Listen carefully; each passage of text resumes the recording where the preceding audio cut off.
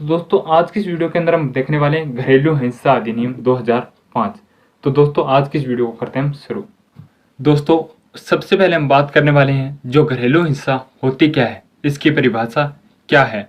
वैसे तो एग्जाम में नहीं आता दोस्तों, फिर भी मैं आपको बता देता हूँ जो घरेलू हिंसा होती क्या है। तो बात करते हैं दोस्तों इसकी परिभाषा की।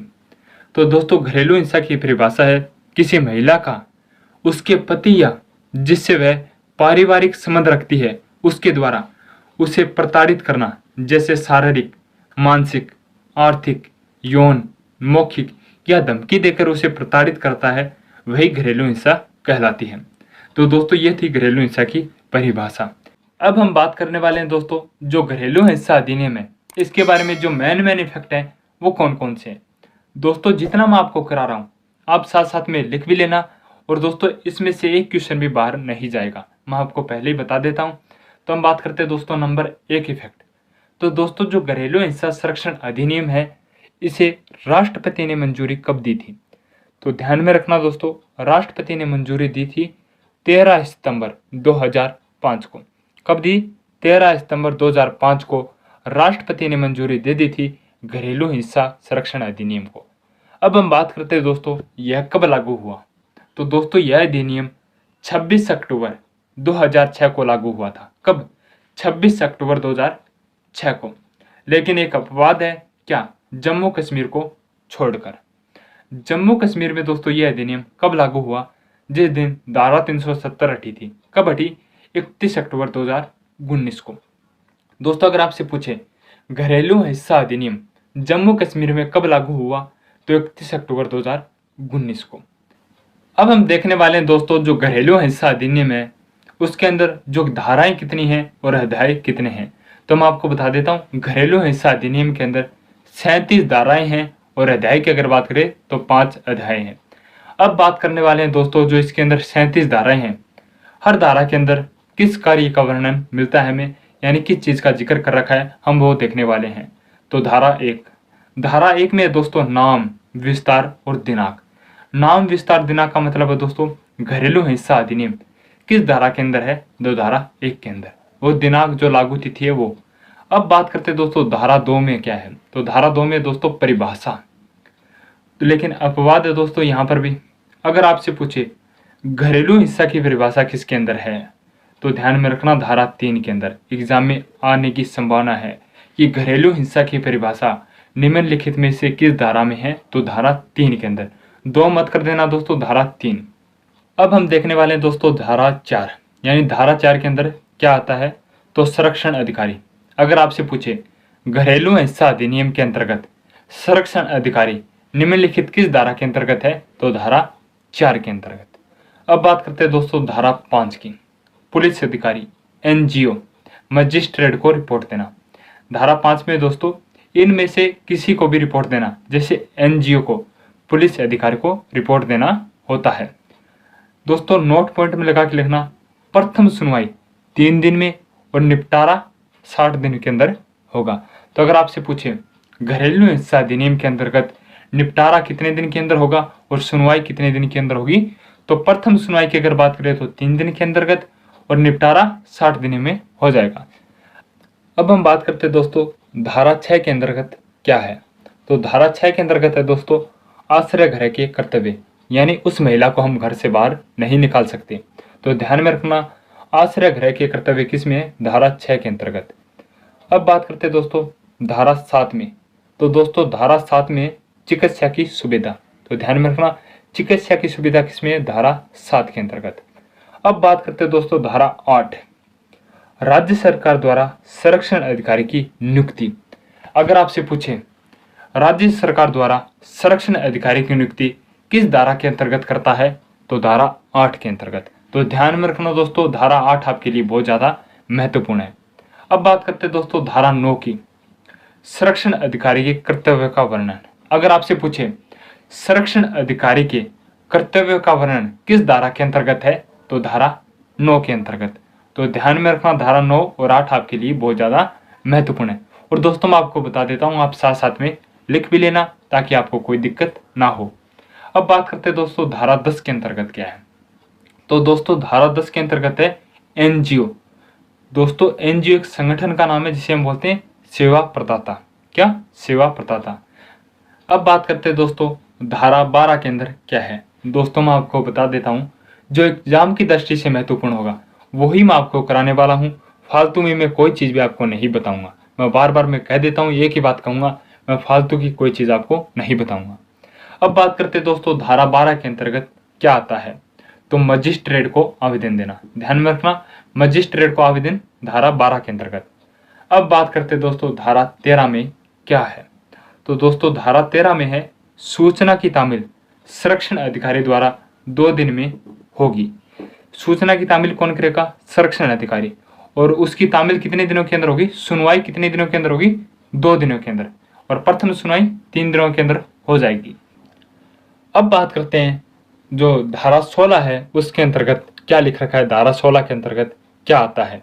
तो दोस्तों धारा 16 में लिख रखा है जो कार्रवाई है बंद कमरे में होगी, यानी जो आपकी कार्रवाई है आप बंद कमरे में भी करवा सकते हो।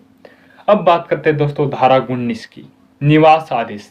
धारा 19 में निवास के आदेश, यानी हम उस महिला को घर से बाहर नहीं निकाल सकते। किस में लिख रखा है? धारा 19 के अंतर्गत। अब बात करते हैं दोस्तों धारा 20 में धनीय अनुतोष, धनीय अनुतोष। अब बात करते हैं दोस्तों धारा 21 में क्या लिख रखा है। तो दोस्तों धारा 21 में लिख रखा है अभिरक्षा आदेश, अभिरक्षा आदेश। और धारा 22 में, तो दोस्तों धारा 22 में लिख रखा है प्रतिकर आदेश। तो ध्यान में रखना दोस्तों, धारा 21 में है अभिरक्षा आदेश और धारा 22 में है प्रतिकर आदेश। अब बात करते हैं दोस्तों धारा 27 के अंतर्गत क्या आता है। तो दोस्तों धारा 27 में लिख रखा है प्रथम वर्ग का न्यायिक मजिस्ट्रेट, यानी जिला स्तर का न्यायालय हो या तहसील स्तर का न्यायालय होना जरूरी है। और धारा 29 में अपील, यानी धारा 19 में हम कर सकते हैं अपील। अब बात करते हैं दोस्तों जो कुछ महत्वपूर्ण तथ्य हैं उनका आपको ध्यान में रखना होगा जो एग्जाम की दृष्टि से महत्वपूर्ण है। तो नंबर 1, एनसीआरबी का मुख्यालय कहाँ पे है? एनसीआरबी की फुल फॉर्म है दोस्तों राष्ट्रीय आपराधिक रिकॉर्ड ब्यूरो। राष्ट्रीय आपराधिक रिकॉर्ड ब्यूरो का मुख्यालय कहाँ पे है? तो दिल्ली के अंदर। तो ध्यान में रखना, दिल्ली के अंदर। अब बात करते हैं दोस्तों वर्तमान में इसका अध्यक्ष कौन है। तो आर वर्मा, आर वर्मा। और दोस्तों ये जो रिकॉर्ड ब्यूरो है इसका जो कार्यकर्ता होता है वो कौन होता है? गृह मंत्रालय। कार्यकर्ता दोस्तों गृह मंत्रालय। और दोस्तों अगर बात करें महिला आयोग के अध्यक्ष कौन है, महिला आयोग के अध्यक्ष कौन है? सुमन शर्मा, सुमन शर्मा। अब बात करते हैं दोस्तों संरक्षण अधिकारी की नियुक्ति राज्य सरकार भी कर सकती है। जो संरक्षण अधिकारी है उसकी नियुक्ति राज्य सरकार भी कर सकती है। दोस्तों आज का हमारा टॉपिक है महिला अशिष्ट रोपण प्रतिच्छेद अधिनियम 1986। तो दोस्तों इस अधिनियम का उद्देश्य क्या है सबसे पहले हम वो देखने वाले हैं। तो दोस्तों इस अधिनियम का उद्देश्य है विज्ञापन, चलचित्र, प्रकाशन आदि में किसी भी प्रकार से महिला का अशिष्ट रोपण पर प्रतिच्छेद करना, यानी उस पर रोक लगाना। तो दोस्तों हम किसी महिला का विज्ञापन के जरिए या किसी प्रकाशन का मतलब है पुस्तक में किसी भी प्रकार से हम अशिष्ट रोपण नहीं कर सकते। किस अधिनियम के तहत? महिला अशिष्ट रोपण अधिनियम 1986 के तहत। तो दोस्तों ये था इसका उद्देश्य। अब देखने वाले हैं दोस्तों ये अधिनियम है भारत में कब लागू हुआ था। तो ये भारत में लागू हुआ था 2 अक्टूबर 1987 को। कब? 2 अक्टूबर 1987 को ये अधिनियम लागू हो गया था। लेकिन किसको छोड़कर? J&K को छोड़कर। किसे? जम्मू कश्मीर को छोड़कर संपूर्ण भारत में ये अधिनियम 2 अक्टूबर 1987 को लागू हो गया था। अब बात करते हैं दोस्तों ये अधिनियम जम्मू कश्मीर में कब लागू हुआ। तो दोस्तों मैं बता दूं जम्मू कश्मीर में ये अधिनियम 31 अक्टूबर 2019 को लागू हुआ था। तो ये ध्यान में रखना। अगर आपसे पूछे महिला अशिष्ट रोपण प्रतिच्छेद अधिनियम 1986 जम्मू कश्मीर में कब लागू हुआ, तो 31 अक्टूबर 2019 को। अब हम देखने वाले हैं दोस्तों जो इसके अंदर धाराएं हैं उसके बारे में क्या क्या जानकारी है। तो इसके अंदर टोटल धाराएं हैं 10। कितनी? 10। तो दोस्तों धारा 1 में क्या है? तो धारा 1 में दोस्तों नाम, लागू दिनांक और विस्तार। नाम का अर्थ दोस्तों महिला अशिष्ट रोपण प्रतिच्छेद अधिनियम 1986, ये तो इसका नाम हो गया। लागू दिनांक, ये कब लागू हुआ था? 2 अक्टूबर 1987 को। और विस्तार, इस अधिनियम के बारे में विस्तार से जानकारी तो किसके अंतर्गत है? धारा 1 में। अब बात करते हैं दोस्तों धारा 2 में क्या है। तो दोस्तों धारा 2 में है परिभाषा किसकी? महिला अशिष्ट रोपण की। अगर आपसे पूछे निम्नलिखित किस धारा में महिला अशिष्ट रोपण की परिभाषा है, तो धारा 2 में। तो दोस्तों धारा 2 के 3 पार्ट है, ए, ब और श। तो दोस्तों ए में है विज्ञापन। किसका? विज्ञापन का अर्थ होता है दोस्तों पुस्तक या पत्रिका में हम किसी प्रकार का महिला अशिष्ट रोपण पर विज्ञापन नहीं दे सकते। किसके तहत? धारा 2 ए के तहत। दोस्तों ब में क्या है? वितरण, यानी बांट नहीं सकते अशिष्ट रोपण। धारा 6 में क्या है दोस्तों? अशिष्ट रोपण।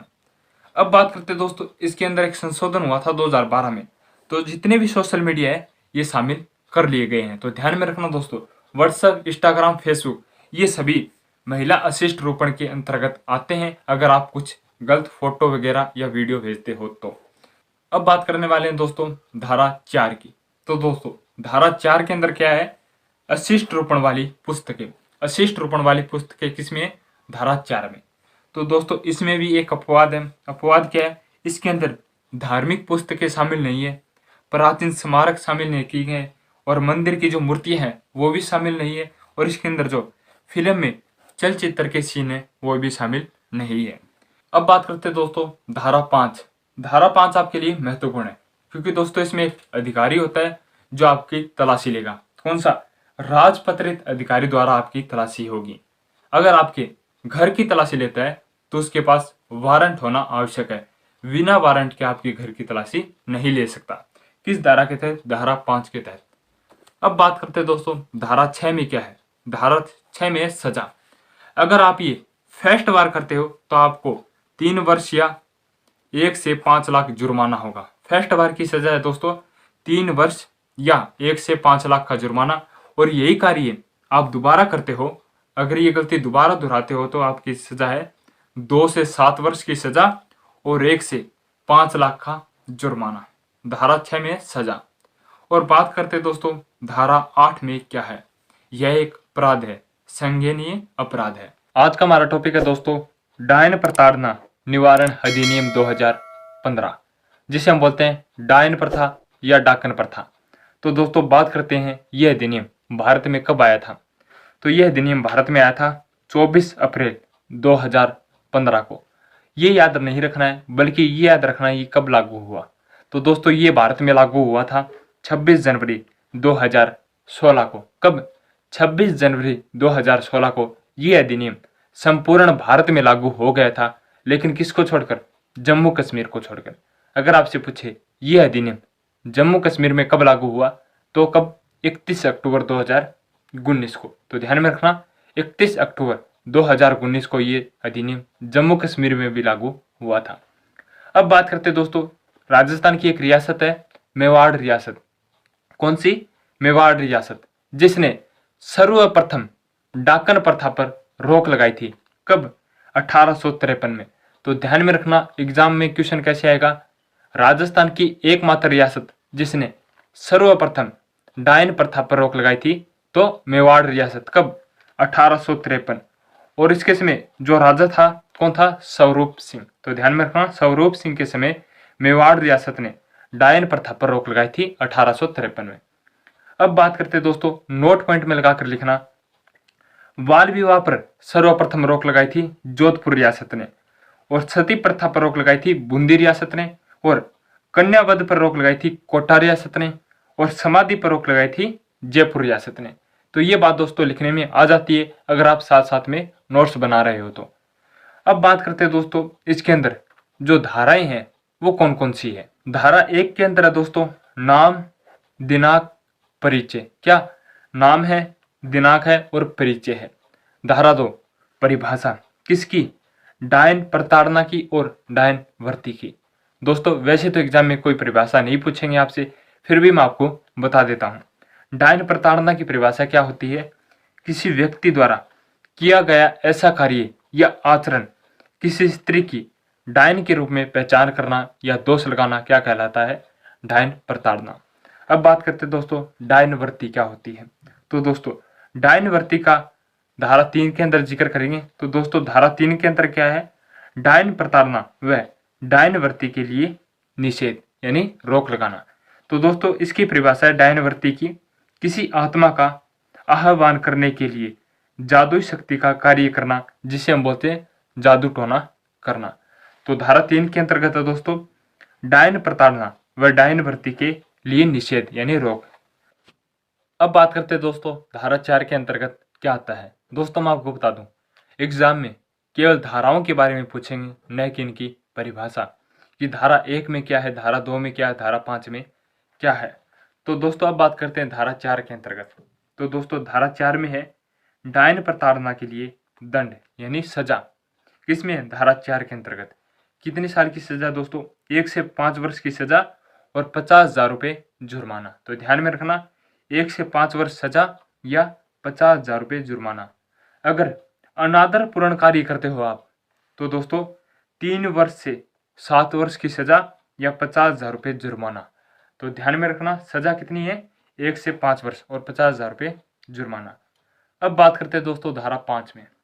तो दोस्तों धारा 5 में है डायन वृत्ति के लिए दंड यानी जादू टोना के लिए दंड कितना है, तो कितना दोस्तों 3 वर्ष सजा और 10,000 रुपये जुर्माना। अगर आपसे पूछे डायन वृत्ति के लिए दंड निम्नलिखित किस धारा में है, तो धारा 5 में। कितनी, 3 वर्ष की सजा और 10,000 रुपये जुर्माना।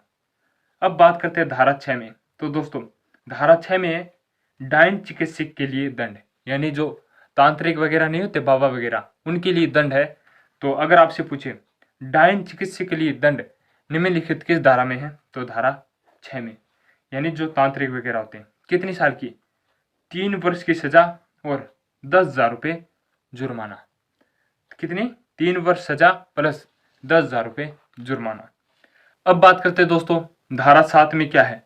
तो दोस्तों धारा 7 में है डायन प्रताड़ना से मृत्यु यानी उसकी अप्राकृतिक मृत्यु हो जाती है किसी महिला की, तो उसके लिए सजा का प्रावधान है धारा 7 में। कितनी, 7 वर्ष सजा या आजीवन कारावास। तो ध्यान में रखना आजीवन कारावास या 7 वर्ष की सजा धारा 7 के तहत। अब बात करते हैं दोस्तों धारा 9। तो धारा 9 में है दोस्तों प्रतिकर आदेश यानी इलाज के आदेश, उस महिला के इलाज करा सकते हैं किस धारा के तहत, धारा 9 के तहत। दोस्तों आज का हमारा टॉपिक है सती निवारण अधिनियम 1987। तो दोस्तों सबसे पहले हम जानेंगे जो इसकी परिभाषा है वो क्या है, और बाद में हम जानने वाले हैं जो इतिहास में हमें जानकारी मिलती है सती प्रथा की वो कौन सी है, और इसके बारे में जो महत्वपूर्ण इफेक्ट हैं वो कौन कौन से हैं, और इसके अंदर जो धाराएं हैं वो कौन कौन सी है। जितना मैं आपको करा रहा हूँ आपको एग्जाम में से क्वेश्चन देखने को मिल जाएंगे। तो दोस्तों सबसे पहले हम जानते हैं इसकी जो परिभाषा है वो क्या है। तो दोस्तों सती प्रथा की परिभाषा है किसी जीवित विधवा महिला को दहन करना या उसे गाड़ देना या उसे जला देना सती प्रथा कहलाता है। क्या है दोस्तों, किसी विधवा महिला को जीवित दहन करना या उसे गाड़ देना सती प्रथा कहलाता है। अब हम बात करने वाले हैं दोस्तों जो सती प्रथा है हमें इतिहास में जानकारी कहाँ से मिलती है इसकी। तो दोस्तों 2 अभिलेख है, एक का नाम है अरण्य अभिलेख जो कि 510 ईस्वी का है और मध्य प्रदेश का है, अरण्य अभिलेख मध्य प्रदेश का, और एक का दोस्तों घटियाली अभिलेख जो कि 810 ईस्वी का है और राजस्थान का है। हमें इन 2 अभिलेखों में जानकारी मिलती है सती प्रथा होने की। तो एग्जाम की दृष्टि से महत्वपूर्ण है, एग्जाम में क्वेश्चन कैसे आएगा कि निम्न में से किस अभिलेख में हमें जानकारी मिलती है सती प्रथा होने की, तो घटियाली अभिलेख और अरण्य अभिलेख। अब बात करते हैं दोस्तों जो सती है वो 3 प्रकार की होती है। एक नंबर है स्वयंमरण सती। स्वयंमरण सती क्या होती है दोस्तों, जो अपने पति के साथ सती होती है उसे हम बोलते हैं स्वयंमरण सती। एक होती है दोस्तों अनुमरण सती, जो पति के कपड़ों के साथ सती होती है उसे बोलते हैं अनुमरण सती। और एक होती है दोस्तों माँ सती, जो अपने पुत्र के साथ सती होती है। अब हम देखने वाले हैं दोस्तों जो सती प्रथा के बारे में महत्वपूर्ण इफेक्ट है वो कौन कौन से हैं। दोस्तों 5-6 इफेक्ट आपको याद रखने हैं और इनमें से आपको क्वेश्चन देखने को मिल जाएंगे।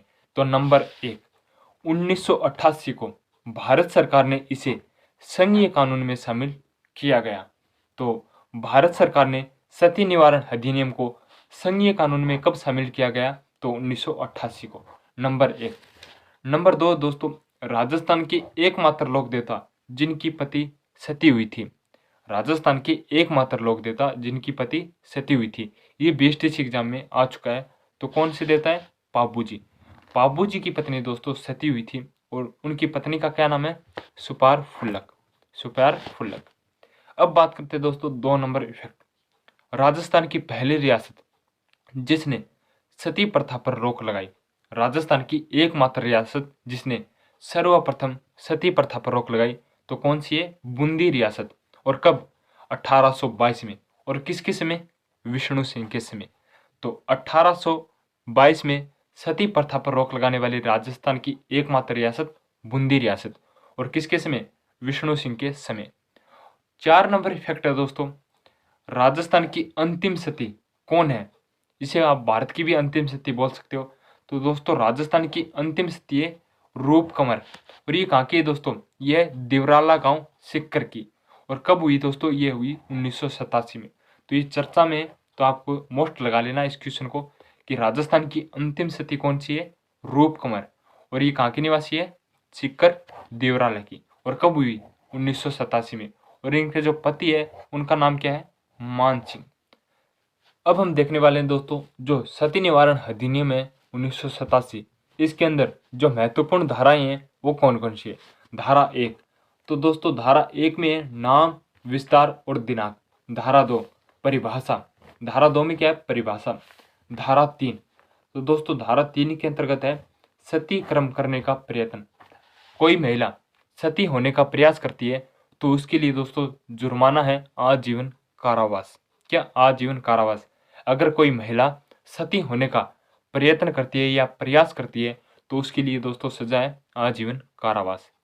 अब धारा 4 की बात करते हैं दोस्तों। तो धारा 4 में है सती कर्म करने के लिए दुष्प्रेरण यानी प्रचार प्रसार करना। अगर कोई सती प्रथा का कोई प्रचार प्रसार करता है तो उसके लिए जुर्माना है दोस्तों आजीवन कारावास, धारा 4 के अंतर्गत। अब बात करते हैं दोस्तों धारा 5। तो धारा 5 के अंतर्गत है सती कर्म को बढ़ावा देने के लिए दंड। अगर कोई सती प्रथा को बढ़ावा देता है तो उसके लिए दंड है 7 वर्ष। किसके तहत? धारा 5 के तहत। अब बात करते हैं दोस्तों धारा 7। तो धारा 7 में कुछ मंदिर में संरचनाओं को हटाने की शक्तियाँ, यानी कुछ मंदिर में मूर्तियों की हटाने की शक्तियाँ किसमें? धारा 7 में। अब बात करते हैं धारा 21। तो दोस्तों धारा 21 में है नियम बनाने की शक्तियाँ केंद्र सरकार के पास है। किसके तहत? धारा 21 में है नियम बनाने की शक्तियाँ या कानून बनाने की शक्तियाँ किसके पास है? केंद्र सरकार के पास। तो दोस्तों आज की इस वीडियो के अंदर इतना ही। मिलते हैं अगली क्लास में। जय हिंद, जय भारत।